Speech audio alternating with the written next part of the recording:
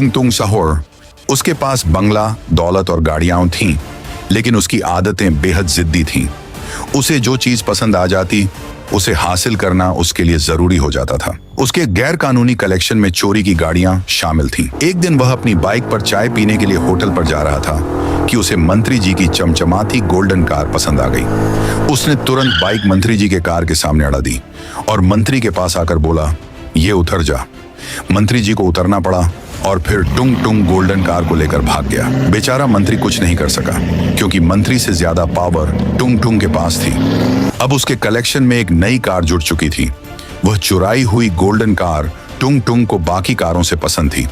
जल्द ही टंग टुंग का ध्यान एक नई चीज पर गया, पायल। पायल एक बेहद खूबसूरत लड़की थी। टुंग टुंग ने उसे पहली बार बाइक पर जाते देखा और उसका पीछा करने लगा। पायल उसके मन को छा गई थी।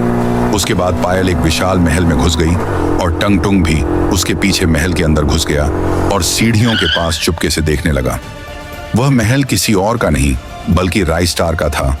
25 गांवों का डॉन, जिसके पास करोड़ों की गाड़ियां, 500 से 600 आर्मी ऑफिसर और हर तरफ हाई सिक्योरिटी कैमरे थे। राइस्टार की बहन होने के कारण पायल की सुरक्षा बहुत मजबूत थी। राइस्टार डॉन था पर दिल से अच्छा था। पर थोंग थोंग साहूर को पायल पसंद आ चुकी थी। उसने उसे किडनैप करने की ठानी और सोचा, अरे ये तो राइस्टार की बहन है, अगर मैं सीधे सीधे जाऊंगा तो पकड़ा जाऊंगा।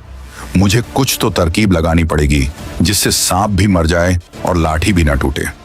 अगले दिन एक जादुई चील के पैरों से लटककर वह राइस्टार के महल के एरिया में पहुंच गया। उसके बाद महल के छत पर पहुंचा। खामोशी से कई खिड़कियां पार करके टुंग टुंग उसके कमरे की खिड़की से पायल के कमरे में घुस गया। उसने गहरी नींद में सो रही पायल को उठाया, चील की पीठ पर सुलाया और वहां से उसे किडनैप करके उड़ गया। टंग टुंग उसे अपने किले जैसे घर में लाकर एक कमरे के बाहर जंजीर से बांध देता है। पर उसने सोचा, ऐसी लड़कियां तो मुझे मिलती रहे।